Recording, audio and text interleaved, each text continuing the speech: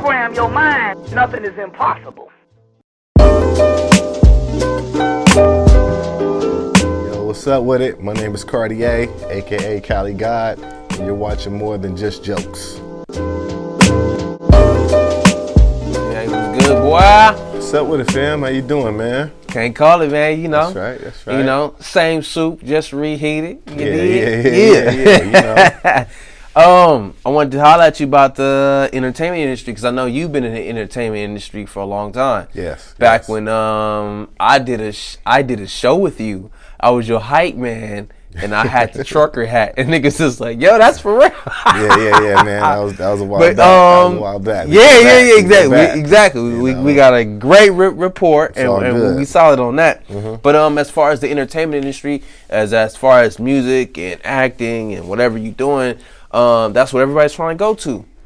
I want you to get some game on that. Ah, man. As far as that, you know, music, you know, if it's in you and, you know, you get lost and you get caught up in that phase in life, you know, where it becomes more than just a phase and it's a way of life, make it a way of life. Meaning stay productive, stay on your craft.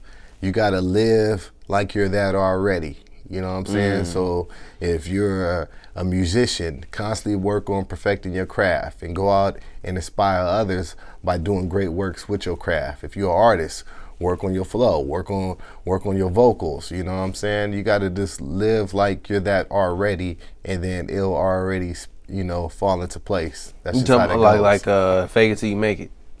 Nah, hell nah. What I'm saying is, okay, if you want to be an actor, okay, well, get your ass up, figure out a way to market yourself. There's ways that you got a camera now in your pocket that's called a phone. So you can record your own self. You can put out your own sketch, whether it's comedy, whether it's drama. You got to become that already. You got to create your fan base. You don't we're in the day of age. You can't fake it till you make it. Nah, you can't do that. Do it. You got to, yeah, exactly. Okay. You got to do it. You got to do it. Because, you know, people look at the misconception thing and they got to fake it till they make it and pretend. You know, that's what I said. Yeah, that ain't good. People will pretend and think that they're doing it. Yeah, there's a difference between faking it till you make it and actually doing it. Most definitely.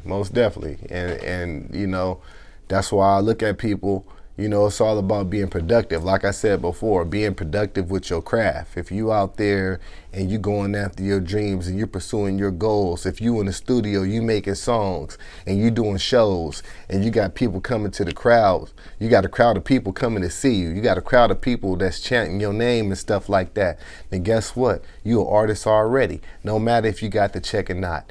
Just for the mere fact that you got the respect and the acknowledgement from others, but mainly the respect and acknowledgement of yourself, believing in yourself. And that's what it's about. Not sitting around, going around, sitting in fancy places, telling people, look at me, I'm a rapper, because that don't mean nothing. In fact, when I was coming up, when you said you was a rapper, it meant something.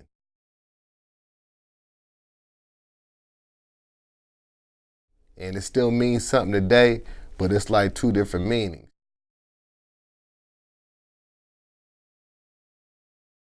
You know what I'm saying? None greater, none less. But it's just two different meanings, and I come from an era where it was based off of really not as much how well you can make a song, but just how great your skills was. And now the game is more about how great you can make a song. Which is good because it's all competitive nature. It's all competitive nature and it's all fun. It's all music and it's all love. So, you know, but if you're not out there doing these things, if you're not out there pushing yourself to the limits, placing yourself on platforms and then marketing yourself on them platforms, then yeah, you are pretending. You ain't doing nothing. You doing little stuff here and there, but you ain't really doing nothing. You gotta be, so to me, what you're saying is that you gotta be persistent on that particular craft. You gotta be productive. You gotta stay productive. On that particular craft. On whatever you're doing in life, you gotta stay productive. You know, if you know, you gotta make sure you live in a certain way.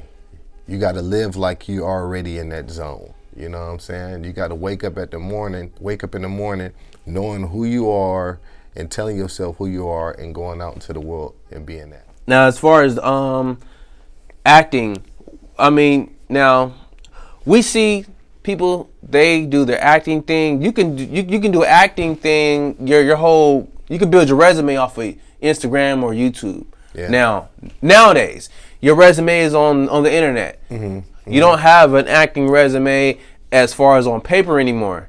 I remember headshots was $300-400.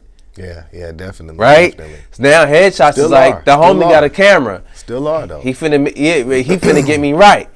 But now it's taking a different lane. It's like instant stardom, kinda. You know what I'm saying?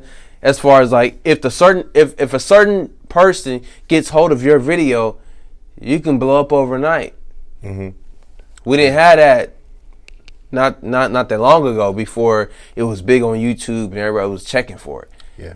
You know what I'm saying? No, yeah, you're right. You're right. You got Instagram comics, because I do comics. There's a lot of cats that I know they don't have a 15-minute set, but they're bigger than a lot of the cats. I'm like, yo, that nigga funny. Most definitely. It's cats that they can make a video. It's all good, but they can be thrown into an acting thing because they look at it. That's your resume now. Yeah. But that goes into the persistent on your particular craft. Exactly. Falls You know right what I'm saying? into that. So we come from an era where it was just, we went through central casting to do our acting, right? Yeah. And then we had paid for studio time, and you had to go mess with a label or whoever that recording studio was good with as far as radio play to get on. Now you can throw it on Vivo. Yeah. Yeah. Or just YouTube. Yeah. You be popping. Yeah. So how do you feel about that transition, about staying relevant and then staying afloat as far as technology wise with social media? I remember for me it was hard. It was hard because, for one, I remember wanting to get into the acting game at a young age. I was always in the school plays and stuff like that. And, my mom, she put me in stuff like that mainly to keep me out of trouble and keep me, she used to always say, a boy of mine is the devil's playground, so she would always keep me doing something, whether it was football or drama. And so I said, okay, I'm pretty good at this. So I went out, got an agent, because my cousin Mike, he was doing some things, and he helped me out, helped me get a photographer and stuff like that. And I remember getting my first agent, and I remember just going out for auditions. I did a comedy show called Burn for MTV. It was a sketch comedy, but I didn't like the role that they was portraying me as. I was a thug, they gave me the money do-rag, you know what I'm saying, with no hat. Right. Yeah. Money do-rag, just hanging down with the jean outfit. Down for the cats. I didn't really care for how they was trying to give me an image. I'd rather, show you who I am. Before I let you define who was I'd rather show you who I am, meet the God inside. You dig? So that's my mentality. Bars. Always, man, always. So, I didn't like the image that they was trying to have me portray. So I kind of fell out of that, did a little runway modeling because, they figure out a height, so got me involved with that. But I didn't really care for that either.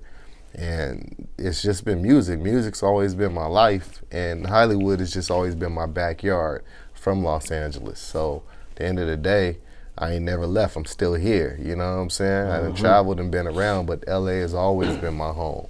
So it is what it is. As far as opportunities, now you can market yourself. We didn't have camera phones. We didn't have YouTube. We didn't have Instagram. We had HD. Go out there, 1080. find you we had go out there, find you an agent, and go to audition. Yeah, you had to do grind. your best. That's all we had. Now you can market yourself. You know what's now crazy? You can record yourself, so you don't have no excuses. Go ahead. I remember going on job interviews, remembering cross streets. Yeah. Remember that? I wasn't on Waze or Google Maps. It was like, hey, what's the cross streets? Yeah. I remember when you fill applications out on paper and it was just 2 pages. Now it's like an hour process on the computer. Where'd you live 10 years ago? Like, damn, nigga, do you still, if you stole, would you feel bad? Yeah, like shit, the personality questionnaire. Yeah, I'm failing all of those. Would you steal? Hell, motherfucker. I strongly agree with you. Hell yeah, I would steal. My favorite question was, if you saw somebody stealing, what would you do? That's none of my business. That nigga had a gun on him. I can't type that in. Yeah. I would strongly agree. Okay. Yeah, it is what it is. But anyway, so okay, just to wrap it up as far as entertainment, if you were telling somebody else to get into music or entertainment, what would your advice be? Make sure you're strong enough to deal with what's gonna come at you, the criticism, the fuckery, the bullshit people. Because a lot of that shit's gonna come your way before you find success. And the strength that you have when you meet that is gonna determine if you're gonna make it in this business or not. Because if you can't overcome those obstacles, then you might as well just stay your ass at home and try to do it the average way. And there's nothing wrong with that. Salute to the everyday working man and the everyday working woman. We need more of that. It's all good. Absolutely. So as far as everybody in Hollywood, I'm gonna just say this. If you do drugs or you drink, you smoke or anything, you don't do that after a show. You don't do that after anything. Just tell people, oh, you know what? I don't even drink. Tell them you don't even eat meat. Hey, man, I was doing Hollywood parties. I was doing mansion parties in Hollywood. Tell them you don't drink. Out with my boy Jamal, the one that played Hercules on Nutty Professor. Shout out to him and his brother, and we was doing that type of stuff. Jonathan and Jamal, the twins. And we was doing that type of stuff at a young age, man. I was, that Malibu, Hollywood Hills stuff is old to me, man. Like, all this shit is my backyard. It's about stacking that account. It's about making a difference. If you ain't doing that, you ain't doing shit. So definitely watch what you're doing, trying to slide off into the party aspect and not the work aspect, because you get lost. You all see what's happening. You'll get lost with the drugs and shit. True that.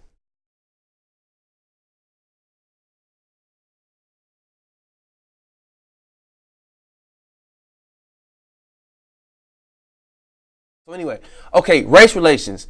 From growing up in a predominantly Hispanic area of Los Angeles County, and it's not a lot of brothers out. We don't see each other every single day. As far as race relations and dating and all of this, how do you feel about that? Because that's something that people don't want to talk about. It's not brought up in the conversation. It's just it's a normal factor. I was around people that they're getting money, right? And we all sat at two different tables. It was Hispanics on one table, and there was the black folks on another table. But not near white folk was there. White people wasn't even there. What do you feel about race relations? Like, what does it evolve into as far as race turns into economics? It turns into how you get hired, who you know, and everything else. Who follows you on Instagram? The content of comedy. Dig what I'm saying? Because that does play a major part. Dig what I'm saying? Yeah, well, I think to answer that question is a lot. Because goddamn, motherfucker, it take you all day to answer one motherfucking question. So it's like 30 questions wrapped into one. But let me answer it like this. As far as race relations, you got to understand this, man. When we out here and we making videos, we making movies, and we letting people depict us a certain way, and we love that shit. We glorify that shit. We glorify gangster. We glorify niggas shooting at each other. I ain't talking about black men. I'm talking about we glorify the nigga aspect. You know what I'm saying? Mm-hmm. But not to get necessarily on that, but if you think about it like this, if you live in China, right, and you're Chinese, you've never been to America, but you see the American movies, and you seeing shit like Colors, you seeing shit like Boys in the Hood, which were to me were good movies because it showed people how we were living. But it also, people didn't get the message that they were supposed to get from that. When John Singleton was putting out those movies, he was putting out those movies to show people how fucked up it was living in LA. Right. You know what I'm saying? Because I grew up in LA. So it showed people how fucked up it was living in LA.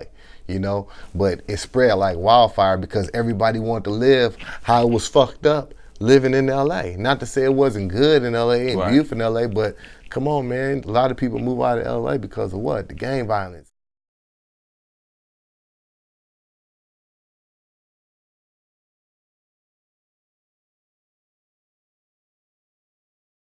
Right. And then when black folks move out of LA, everybody else move into LA. Now, you see what I'm saying? So hold on, let me part finish. Of LA? So think about it like this: the West Side. I stayed in Watts. I stayed in South Central. I stayed in the West Side, all over LA. But I'm gonna tell you like this: if you living in China, like I said, and you never been to America, but all you saw was this, and then you get to America, what are you gonna think? Because when you in China, you also can see Full House. You also can see Saved by the Bell. And the big network of shows that's played out there are predominantly non-black. So they're perceived in a whole different light. They got Mark Wahlberg, we got Denzel Washington. You know what I'm saying? He's a hero in movies. Denzel Washington, he's a hero in movies, but mostly he's a gangster. You know what I'm saying? Yeah. That's how he got his Oscar, being a gangster. He didn't get his Oscar being a hero. They get their Oscars being heroes. We don't have heroes. So how can we, it's hard for us to see ourselves in a greater light because we have our own perception of ourselves, which is a false ego. So maybe is that we're not pushing our own judgment system. Yeah. Yeah, I think that's what basically you open the door for that. We don't have our own judgment system. We don't. Okay, I won't say judgment. We don't have our own validation. We don't have our own money. See, we don't have our own money. That we makes got sense. the man. You know, we gotta go to them to get lie, the man. You know what I deal with a lot is a competitive nature. Even with our music is so competitive. You don't have East Coast rock, you don't have down South rock, you don't have East Coast country, down South country, but you got East Coast rap, you got West Coast rap. Why it can't just be rap? Why it can't just be hip hop? Why does everything have to be so competitive? You know, why do we come up in a society where people feel like they don't want to help their brother come up because they too busy to stunt? They want to stunt on their brother. They can't wait to come back to the hood and flex. It ain't about how can we put this money together and come with something that say, okay, this is ours. It's got to start with us. We can't blame nobody else. We can, but we can't. We got to say, okay, even if you did say, okay, you know what? My bus didn't come today, so that's why I'm late. But if there's other avenues of getting your ass to work, you still got to make it happen. Take the train. See what I'm saying? Yeah. You can't jump, fly. It's enough for everybody. It's enough for everybody. I mean, but if we there's don't put the it reason together, why we have trillionaires and we don't billionaires. put it together, you know what I'm saying? We ain't got nothing. Yeah. And that's what it's about, fam. It's about coming together. You know what I'm saying? Collective. It's about coming together collectively. That's the only way we gonna progress. Even when I see people out there marching, it's beautiful, but we did that before.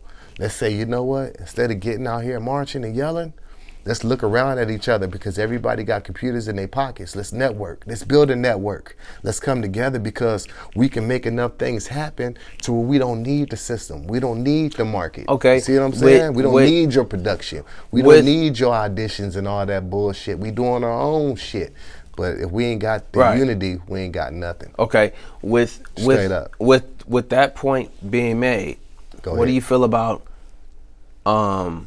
people might take this in the wrong context, but a black-owned internet, car company, oil company, and all the things that banks, a black-owned national bank. Okay. Is that wrong to say it's black-owned? Because naturally, we know that if we go to the bank right now, we don't know anybody that works there because they don't look like us. People always want to think that we're throwing race into it, but at the end of the day, it's certain races that control everything, and they're not black. Or excuse me, I won't say black because you can't catch a flight to a continent called black. So I'm gonna say African. There is no African airline, really. There is no African bank. There is no African rand, just like you have European whatever. Well, can I ask you something? Right. You just said something important. But I want to ask you this. Okay. What the fuck is African? And I'm going to say something because nobody thinks about this. what was Africa called before it was called Africa? It wasn't Africa. It was called Kemet. It was called Kemet, land of the blacks. Right. Africa came from a Roman general by the name of Africanus.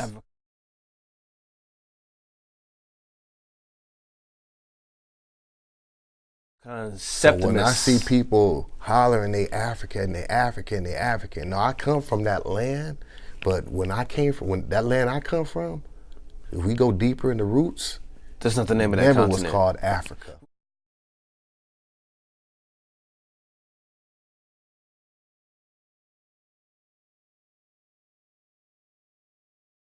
Right. Africa is a name that they gave it after they started breaking down the countries. Capitalistically speaking, it's called Africa. Yeah. But before that, it was something else. It was something else. There you go. Dropping knowledge, history lesson, so, more than just jokes. You dig? So yeah, man, I love the term black, and I think black is beautiful. You know what I'm saying? So it's nothing wrong with that. Where do you think we would be if we all came together as a collective on those specific areas of banking, technology, and coming together? Because I've seen Instagram, and you got technology dudes, they're African American, they're black, whatever have you, and are we coming together as we should on positivity, on some positivity thing, or are we coming together on some negativity? We know that, but where do you think we would be if we came together on some positivity? Well, I think it's hard to say that because ain't nothing in this world can be 100% positive. Because if everything was positive, we wouldn't have obstacles. But I think if we came together collectively, I think everybody know what time it is. I think if you look around the world and you travel and you see the footprints that we already left around the world, you're talking about people, a race of people that seeded the whole planet. So there's no doubt about where we will be. It's just about getting there at the end of the day. And then we'll see what it'll be. Ain't no way I can say what it'll be. Hopefully it'll be like a metropolis, you dig, a paradise. But at the end of the day, we just got to see what it will be. You know, I think everybody got to be able to come together, because what makes America great is everybody coming here with great ideas. Is everybody coming here leaving their marks and their footprints, breaking their backs to make this country a better place. And then when we start, you know, segregating things and pushing everything and separating the aspect that we are all one anyway, because we all bleed red. You know what I'm saying? Right. We get lost, you know, focusing on things that don't matter. You can't imagine aliens from another country, another planet. You go to that planet, and then you got certain aliens not being able to sit in the front of the bus, or certain aliens mad at them because they lighter, or certain aliens mad at them because they darker. That shit is stupid. That shit is humanity, and it shows how primitive the mind could be. We got to rise above the mind and not look at the body of things, but the spirit of things, the mentality of things. Once we rise on that type of level, we vibrate on that frequency, it's a whole nother situation, you know? Right. But it's all about reaching that level. As far as race relations, as far as we all know the goal, we all know, as far as the minorities, as far as dating, because that's a big thing. Because everyone's afraid of who they want to bring home to their mom, or who they, you know, their dad is. Like, you brought this cracker motherfucker bitch in my, you brought this burrito eating bitch in my house. You brought this barbecue eating is in my house. Our parents are going to tell us that. Well, maybe not. So what's your, coming from the entertainment industry, you see a lot of intermingled different race marriages in the entertainment industry. And it happens. Let me tell you what I think about that, man. What do you feel about that? I think that when I moved from LA to West Covina, it was predominantly like white and Hispanic and Asian and Indian, and then you had like a small section of blacks. So, you know, I started having friends that were all these races. And I started dating women that were all these races. You know, and I remember when I brought home the first white girl I dated, my mom was staring at her like, you know, she was something on my shirt. You know what I'm saying? Like, but she couldn't tell what it was, but she had to see. Right. And she was cool. She was just trying to fathom that. You know what I'm saying? But the more and more like of us just living out there, and you know, it was cool as far as girls bringing me home, you know, because I noticed that it's a lot easier for women to bring home a light-skinned brother or a mixed brother than dark motherfucker like myself, you know what I'm saying? So when you bring me home, ain't no doubt about what he is, you know what I'm saying? He could be many races, but we know they all gonna lead to one color, and that's black. Right. They're thinking, this Mandingo yeah. Is he gonna take, is he strong? Yeah. Right? So it was all good, man, because, you know, once people see the mind of the person, then they ain't got no choice but to judge off of that, even if you give it a couple of tries. And there was some people that didn't like it. There was some people that did, but at the end of the day, I didn't give a fuck, because if I love this person, if I like this person, I was infatuated with this person, that's who I was gonna be with.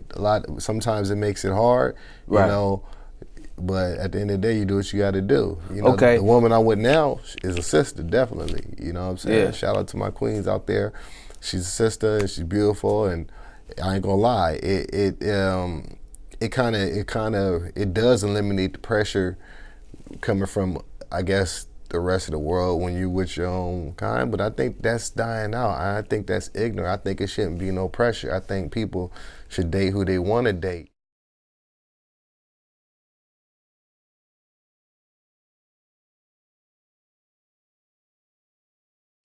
You know, I think that when these races get together and they have children, they have the beautifulest children.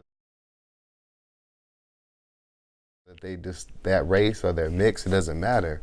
You know, if your baby came out ugly, it ain't had nothing to do with the race, it had something to do with your ugly ass. You know what I'm saying? And for the record, my nigga just said beautifulest. Beautifulest children. Yeah. You know, but you know what? They cost the original people.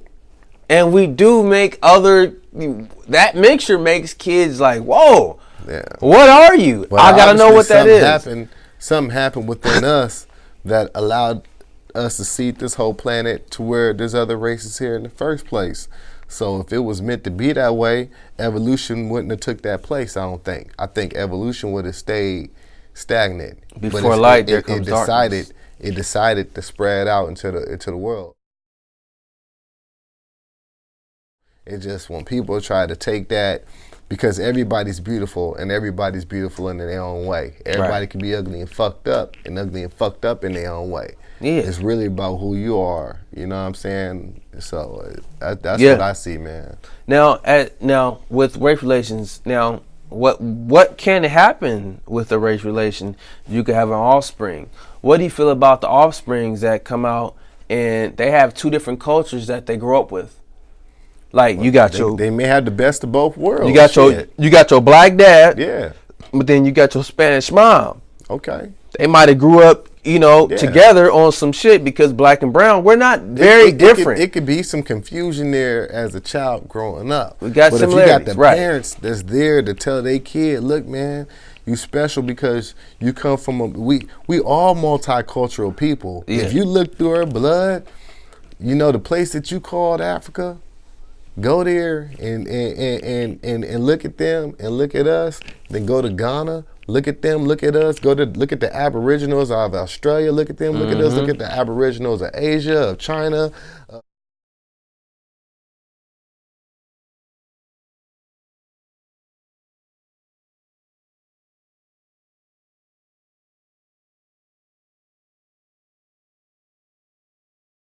You go anywhere around the world, Jamaica, Dominica, no matter where you go, right. You know, you're going to see the same shit. So who's to say where we came from? We are a world-class people. Fried bananas for everybody. We subject ourselves to one race. You know, we was called African Americans was in 1965. Jesse Jackson came with that shit. You know, before then, what was on? With Jesse? Hey, man, I don't know shit about Jesse. I don't know shit about Jesse, you know what I'm saying? I can dig it. That's what's up.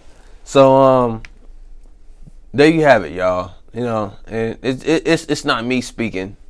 It's just coming from the outside, from, people that I surround myself with. What we all think this kind of on the same wavelength. all that racial shit, it really don't matter. It only matters if you make it matter. Exactly. I mean, looking for an excuse on why you ain't getting it here. Oh, this guy, he gonna get the job because he's that, or this guy's gonna get that. Man, fuck that. You gonna get it because you intelligent. You gonna get it because you believe you gonna get it. If you looking for excuses, you know what I'm saying? You know. Now, I don't encourage nobody to move to Brentwood and go to the local. This might not happen for you, but I mean, but there is also this thing where we can be honest about certain things and know, like, certain neighborhoods, they not fucking with you. Yeah. Like, we still live in that time. Like, we're not, you know, that's not far away from, you know, we got to have think about a reality check. Okay, that shit's still there. I put it like this: nobody, and I'm gonna say some real shit. Nobody want to live around the majority of the same people. When Europeans came here, you had black aboriginals that they called Native Americans. You know, you can tell by that. You can look at the Cheyenne and Cherokee, the Blackfoot Indians. Most of them spoke Phoenician Hebrew. You go to the Grand Canyons, you see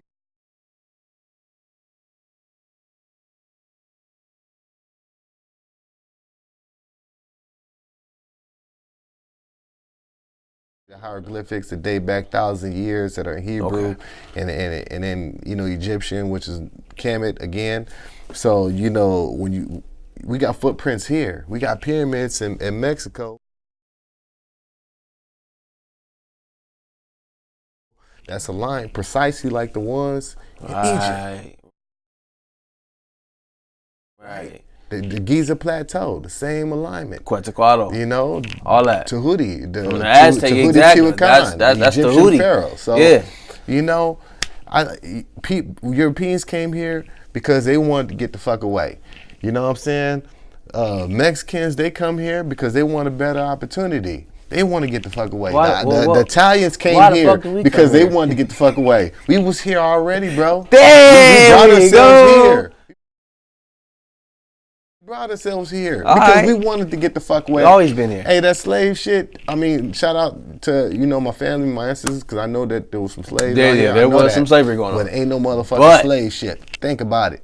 Look for them motherfucking slave ships. They all drowned in the Atlantic Oceans and all that shit is bullshit, man. We was already here.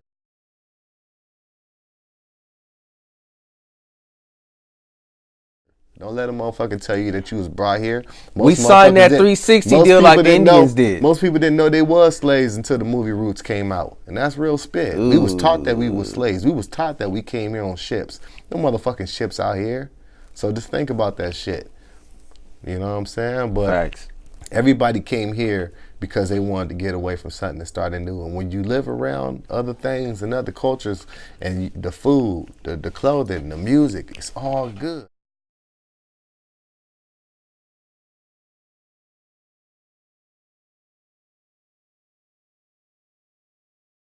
Well, we got to enjoy that. We got to create good within ourselves, because when we create good within ourselves, people can enjoy what we provide.